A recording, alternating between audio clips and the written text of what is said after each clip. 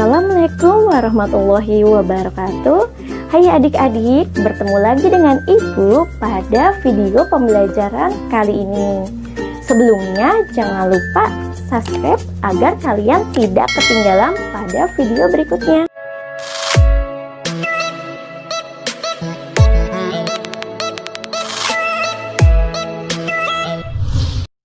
Mari kita bahas tema 3, tokoh dan penemuan, subtema 2, penemu dan manfaatnya, pembelajaran 1. Perkembangan kehidupan masyarakat tentunya banyak dipengaruhi oleh beragam penemuan, seperti penemuan televisi yang kemudian mampu mengubah peradaban dunia. Mari kita sama-sama membaca teks bacaan berikut ini yang berjudul Si Kotak Ajaib.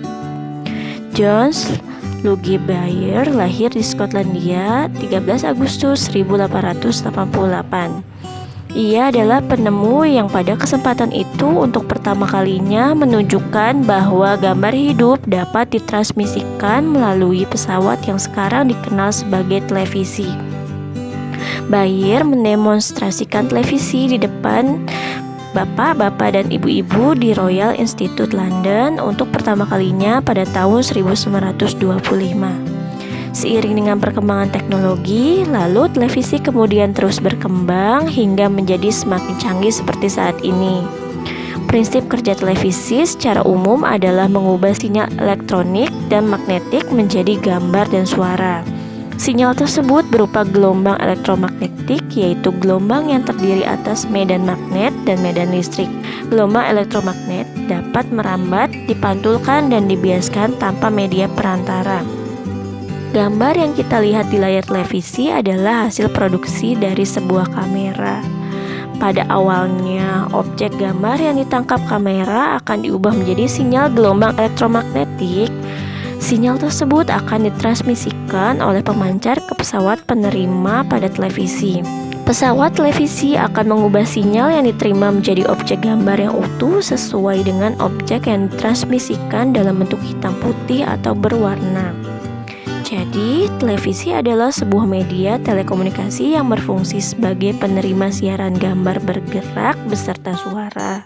Kata televisi merupakan gabungan dari bahasa Yunani, yaitu tele artinya jauh dan bahasa Latin visio artinya penglihatan.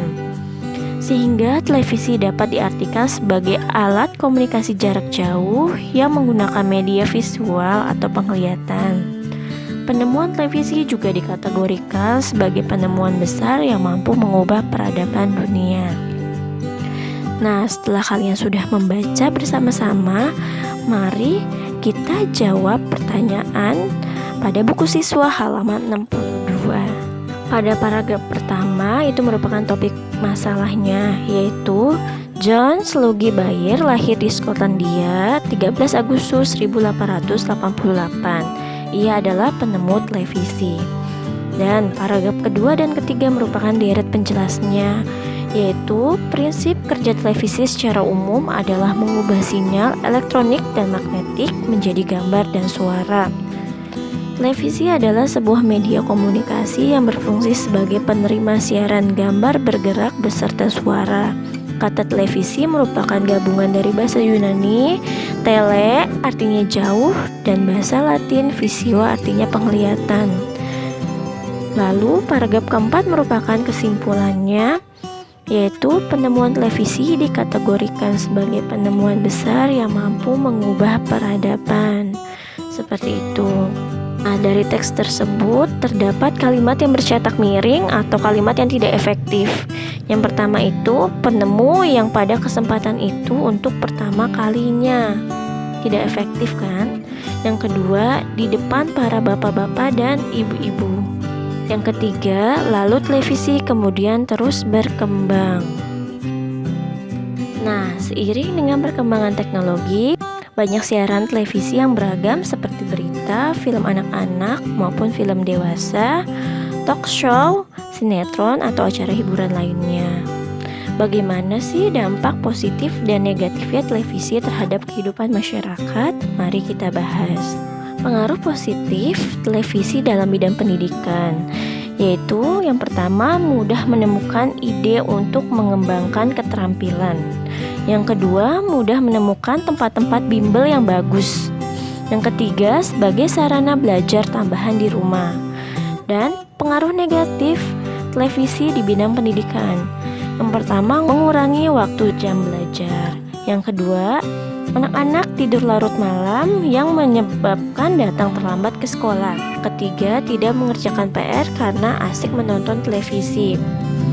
Nah, adapun pengaruh positif televisi di bidang pengetahuan, yaitu cepat mendapatkan informasi tentang penemuan-penemuan baru dari berbagai dunia. Tetapi ada juga pengaruh negatif televisi dalam ilmu pengetahuannya, yaitu terlalu sering nonton televisi banyak membuang waktu sehingga kita menjadi lupa bahwa tujuan dari menonton televisi adalah untuk menambah pengetahuan. Seperti itu ya. Sekarang kalian buatlah rencana ke depan untuk memiliki sikap lebih bertanggung jawab dalam menggunakan pesawat televisi di rumah, sehingga akan memberikan manfaat yang positif bagi kehidupanmu. Nah, Ibu akan menuliskan jawaban alternatif rencana dan sikap dalam menggunakan pesawat televisi. Yang pertama, tidak menonton televisi terlalu lama. Yang kedua, mematikan televisi ketika waktunya belajar. Yang ketiga, memilih siaran televisi yang bersifat mendidik. Yang keempat, tidak meniru hal-hal buruk yang disiarkan di televisi. Seperti halnya televisi yang menggunakan sumber energi listrik, lampu-lampu di rumah kalian juga menggunakan energi listrik.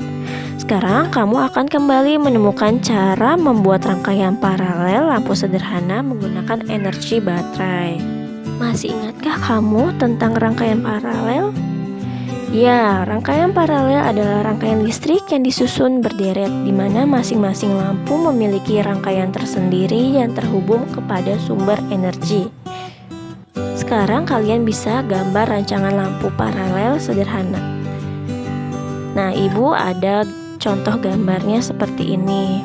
Setelah kalian menggambar rancangan lampu paralel, kamu bisa membuat laporan kegiatan percobaannya. Nah, Ibu akan membantu bagaimana cara membuat laporan kegiatan percobaannya.